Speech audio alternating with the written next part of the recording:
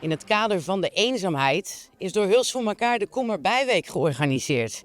Hier konden mensen zich voor inschrijven om te komen brainstormen over de eenzaamheid in de gemeente Hulst. Deze mensen gaan eerst naar een film kijken en daarna begint de brainstormsessie. En wij als Omroep ZVL komen uiteraard een kijkje nemen.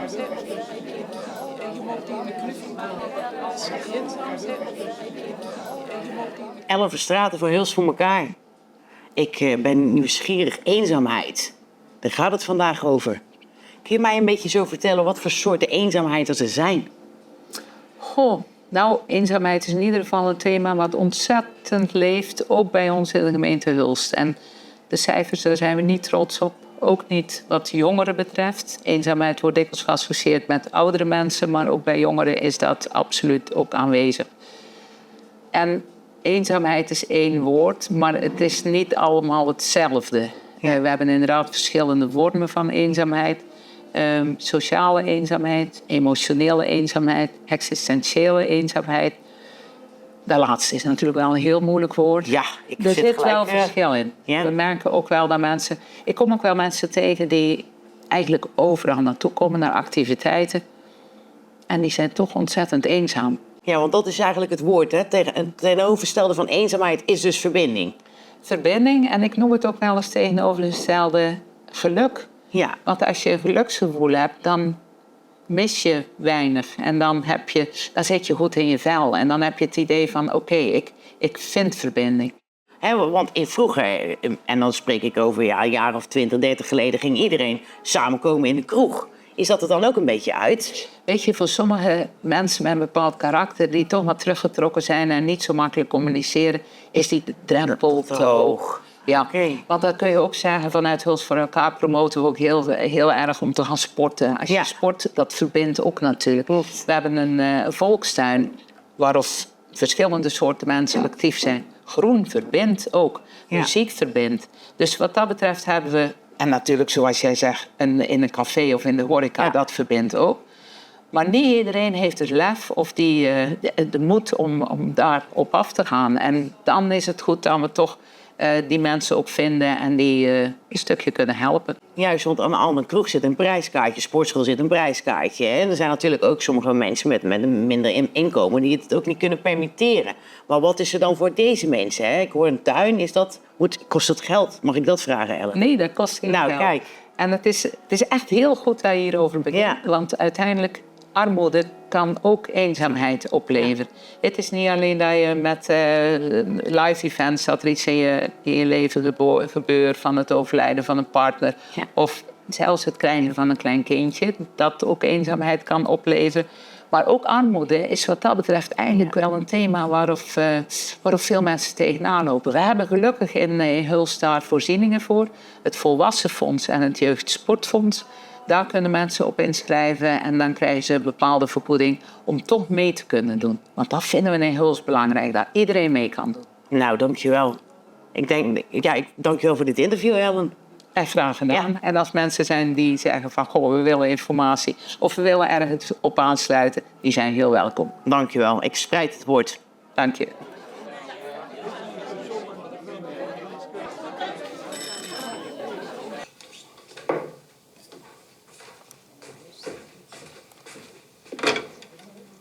Ja, voor wat is het? Dag, madame. Ik heb 2 kaartjes voor Willy Sommers hier in het Cursaan. Heb jij zin om mee te gaan? Willy Sommers?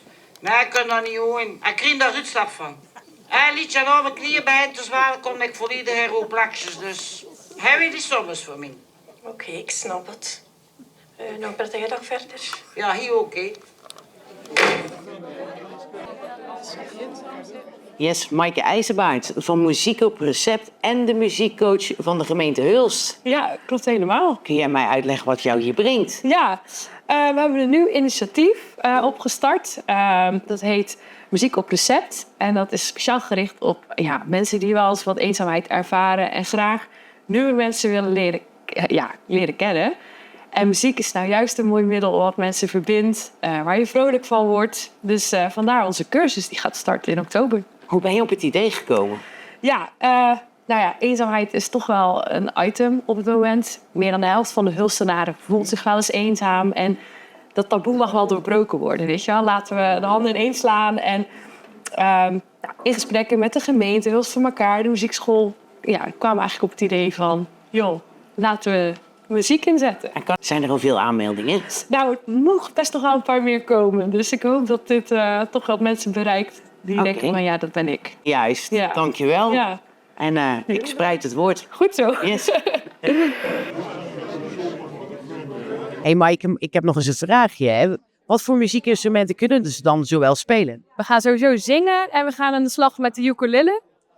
Wat is een ukulele? Ja, ukulele is eigenlijk een klein gitaartje met 4 snaren. Heel erg simpel. En we beginnen gewoon bij 0. Dus je hoeft het nog niet te kunnen om mee te kunnen doen. En is het onbeperkt dat je gewoon een hele jaar mee mag doen? Of... De cursus duurt 10 weken lang. En in die 10 weken gaan we dus samen aan de slag. En daarna willen we ook echt samen kijken van...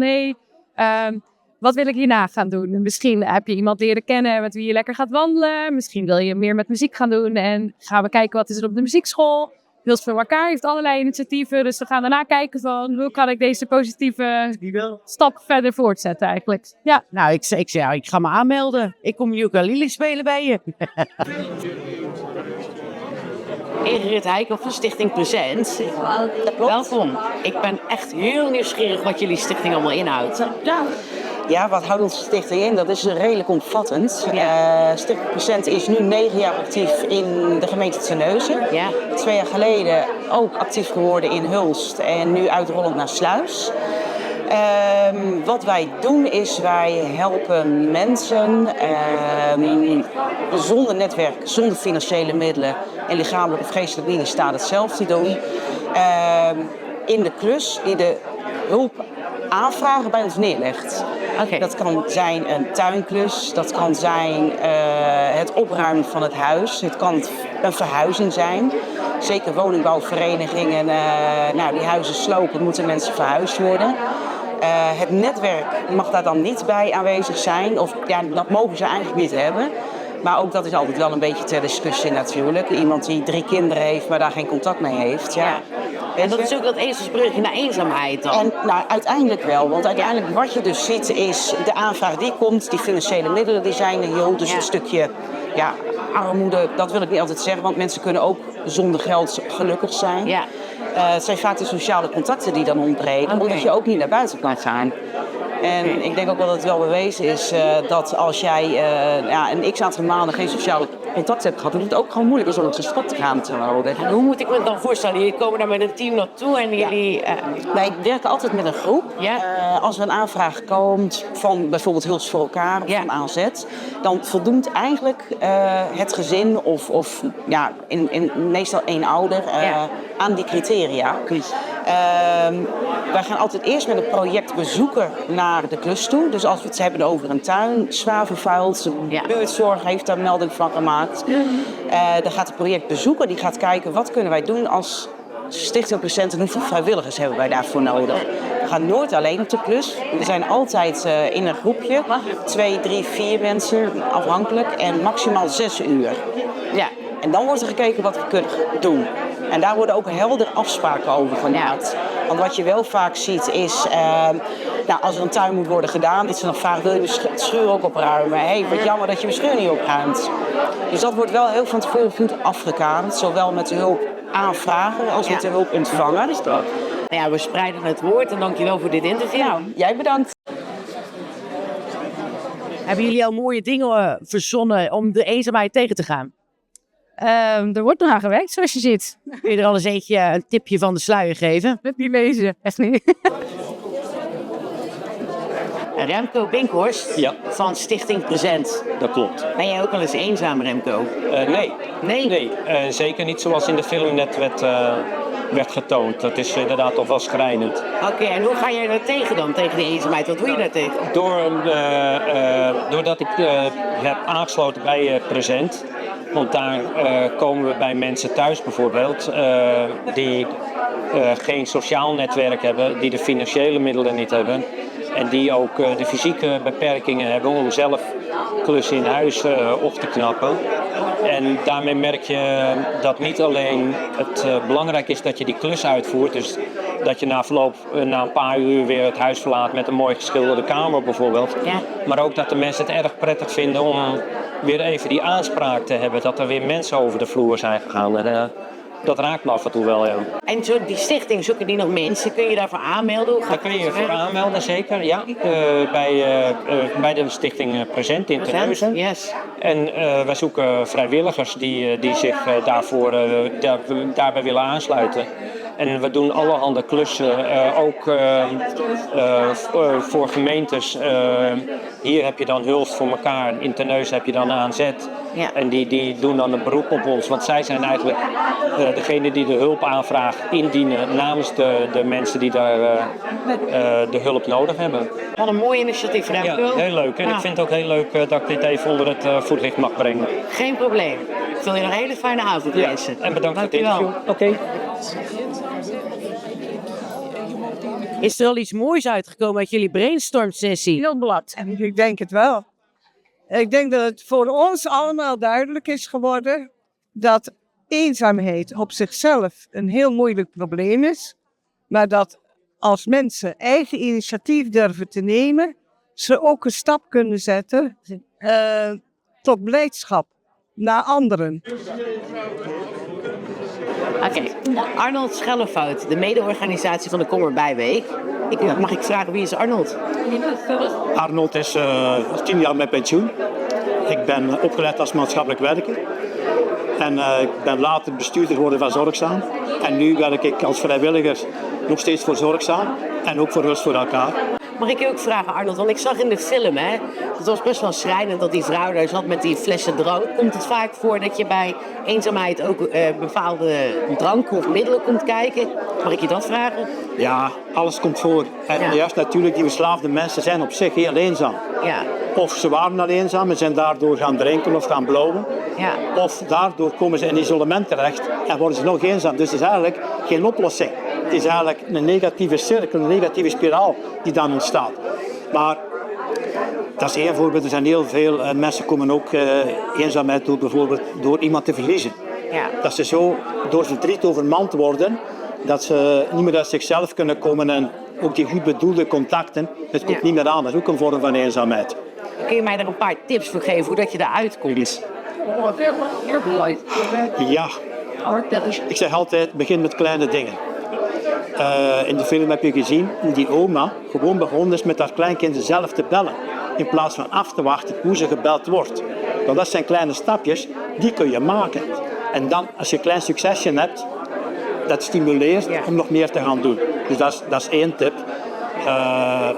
Er zijn er natuurlijk nog meer. Als je moeilijk contact maakt, begin met iemand een compliment te geven. Ja. Of niet meteen de grootste complimenten zijn bijvoorbeeld, je hebt een leuke bril. En dan zie je dat mensen, ze reageren daarop. En dan heb je toch contact in plaats van langs elkaar heen te blijven lopen. Ja, maar dan, Arnold, heb ik een vraag, want het staat niet op mijn hoofd. Ik ben eenzaam. Hoe kun je dat nou zien dat iemand eenzaam is? Wat zijn de kenmerken?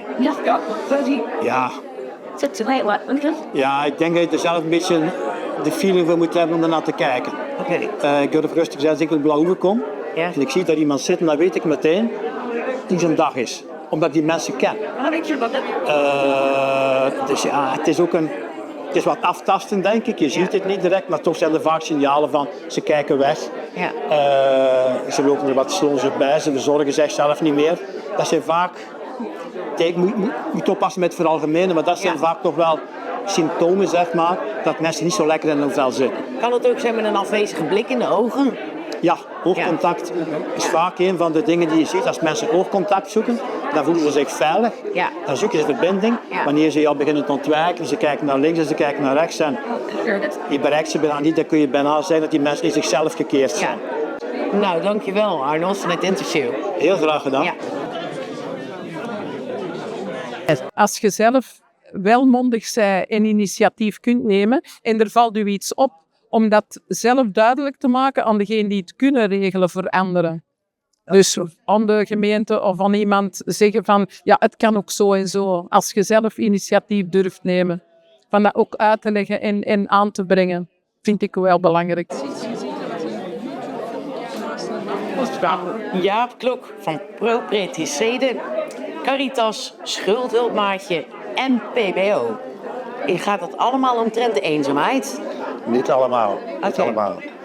Maar het gaat in ieder geval om je instelling. En de instelling moet zijn dat je anderen wil helpen die in problemen zitten. En mijn belangrijkste taak nu ik gepensioneerd ben, is eigenlijk schuldhulpmaatje. Oké. Met schuldhulpmaatje zijn wij actief hier in de regio om mensen die financiële problemen hebben bij te staan in het oplossen daarvan. Komen jullie daar terecht? Want die mensen trekken die zelf aan de bel? Of zijn dat weer omwonenden die dan jullie inschakelen? Hoe gaat dat? Schuldhulpmaatje is een landelijke organisatie die in 161 gemeenten, meen ik, op dit moment actief zijn. Dus er is een bepaald format waarin dat georganiseerd is. Schuldhulpmaatje is aanvankelijk een samenwerkingsverband van een burgerlijke overheid, dus de gemeente, met de kerkelijke instanties die dan in zo'n gemeente actief zijn, die samen de handen in elkaar geslagen hebben en zeggen we moeten iets doen aan armoede.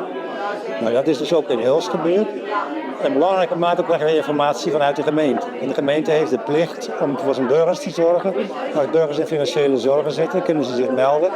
Maar ook zijn er digitale systemen waarin schuldeisers moeten vermelden dat er een schuld is.